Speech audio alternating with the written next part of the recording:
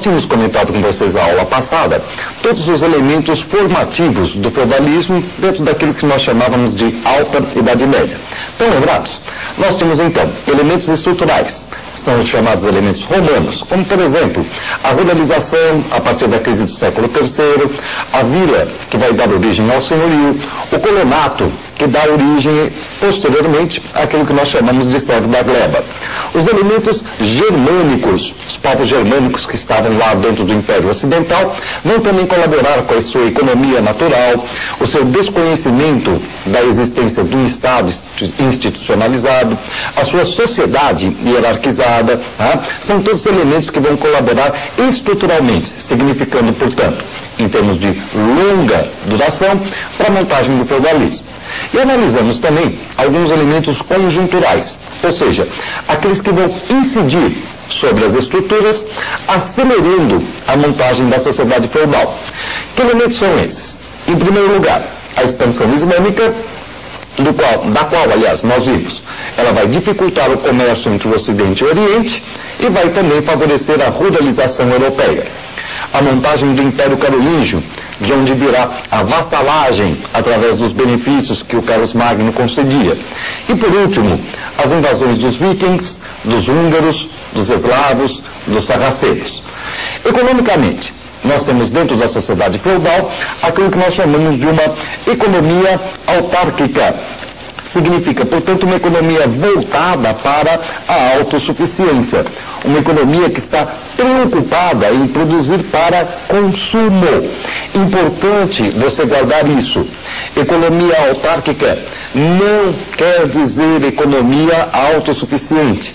Quer dizer economia voltada para a autossuficiência, preocupada com a autossuficiência. Não quer dizer que ela seja autossuficiente. Tá? Um segundo elemento da sociedade feudal que nós devemos guardar muito bem é com relação à sua sociedade.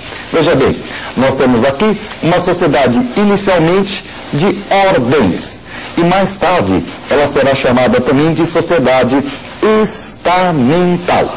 Por quê? Primeiro ordens e depois estamental. Primeiro, porque como nós estamos dentro de uma sociedade que inclusive é chamada de cristandade ocidental, você percebe que a religião é um fator predominante em termos ideológicos. A partir daí dizia-se que esta sociedade havia sido ordenada por Deus. Mais tarde, com o aparecimento da burguesia, esse mesmo segmento social iria quebrar a estrutura das ordens, determinando que cada indivíduo fosse localizado socialmente de acordo com seu status. Quer dizer, então, entre os séculos XI e XIII, nós temos a sociedade de ordens. Finzinho já do XIII, você já tem bem caracterizado uma sociedade que liga o indivíduo ao seu status. Daí, então, a palavra estamental. Sociedade de ordens ou estamental. O examinador pode usar as duas designações? Pode. Ele pode generalizar, por exemplo, sociedade estamental para toda a Idade Média. Ele pode gerar também a ideia da sociedade de ordens para toda a Idade Média.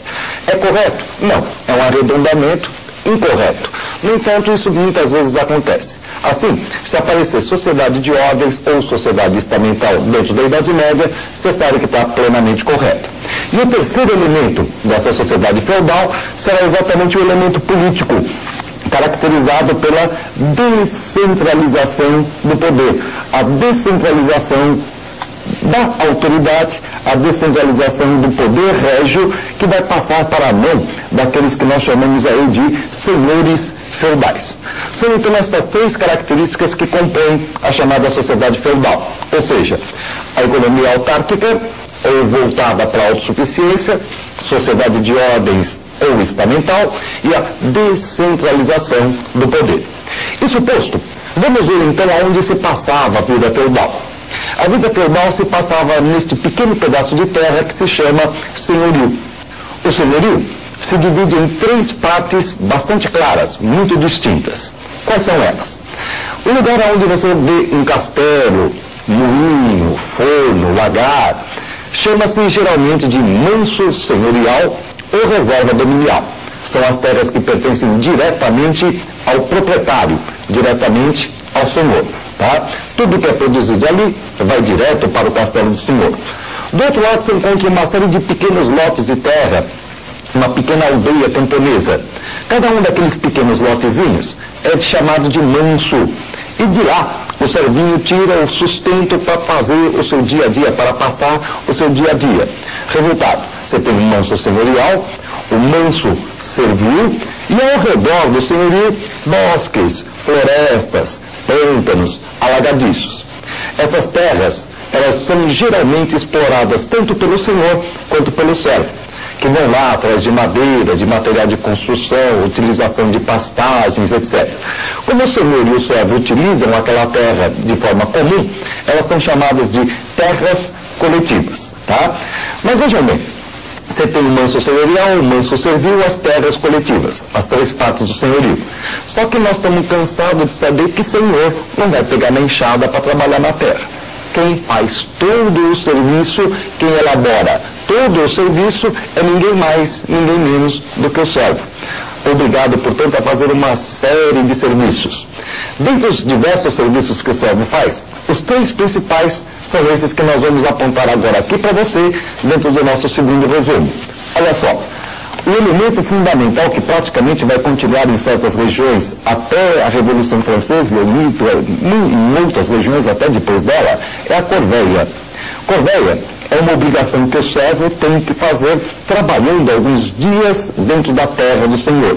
Portanto, a corveia equivale a dias de trabalho compulsório do servo dentro das terras do senhor. E também, do todo que ele produz, ele vai ter que entregar uma parte para o senhor. Resultado, ele tem mais duas obrigações que nós vamos acompanhar aqui para saber quais são elas. Veja bem, você tem a talha, que é uma parte da produção que o servo é obrigado a entregar ao senhor. Além dos dias de trabalho da corveia, tudo aquilo que ele produz no manso servil, ele tem que entregar uma parte para o senhor. Esse pagamento chama-se de talha. É como se fosse o aluguel do moço onde ele trabalha, da onde ele tira o seu sustento. E todas as vezes que ele for utilizar algum instrumento que pertence ao senhor, ele é obrigado a pagar as chamadas banalidades. O que vêm a ser as banalidades? O pagamento pela utilização de instrumentos que pertençam ao senhorio, que portanto sejam do proprietário. Mas repare o seguinte, nessa nossa descrição, nós mostramos para vocês que o servo realiza todo o serviço do senhorio. Resultado, ele não se especializa em absolutamente nada. Isso significa que quando ele está trabalhando, ele sempre vai trabalhar com uma tecnologia bastante rudimentar, uma tecnologia muito ruinzinha. Essa tecnologia rudimentar determina o aparecimento de uma baixa produtividade, o que não quer dizer que aquilo que ele produzisse fosse suficiente para aqueles indivíduos que habitam a região do senhorio, tá? Agora, notem que, de repente, esse nosso amigo servo, com tecnologia rudimentar, baixa produtividade, faz comércio, sim. Claro que não é um comércio como aquele que você conhece na antiguidade, etc. Existem moedas, sim. Existe circulação de mercadoria, sim, é óbvio. Só que, de repente, você vai perceber o seguinte, que dentro desse conjunto de coisas, a moeda não ocupa um papel primordial, mas ocupa um papel importante, sim, no conjunto econômico.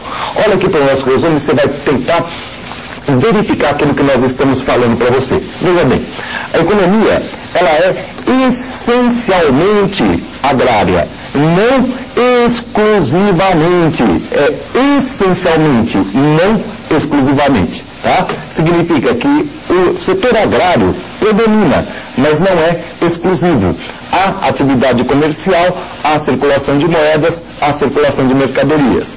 Você tem uma tecnologia rudimentar e você tem uma baixa produtividade.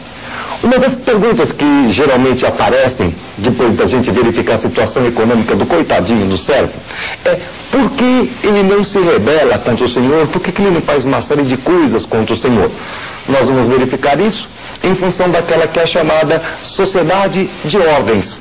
A sociedade que havia sido ordenada por Deus, aquela coisa toda. Veja bem, no nosso resumo você pode observar que a sociedade de ordens é exatamente aquela que apresenta três tipos de segmentos. Olha só, nós temos os chamados clérigos, também conhecidos pelo nome de oratores. Nós temos os nobres também conhecidos pelo nome de delatores. E nós possuímos os servos, chamados também de laboratores. Vocês perceberam que esses três nomes laterais, orator, delator, laborator, já estão mais ou menos determinando, já estão mais ou menos dizendo o que cada um faz dentro dessa sociedade. Um reza, outro guerreia e o último trabalha. Mas é justa essa divisão do trabalho? Para os homens da Idade Média até era. Por quê? Porque de repente o indivíduo encontrava lá, abria a porta de casa, encontrava um viking, dava-lhe uma machadada. O que era mais importante? Preservar o corpo ou preservar a alma?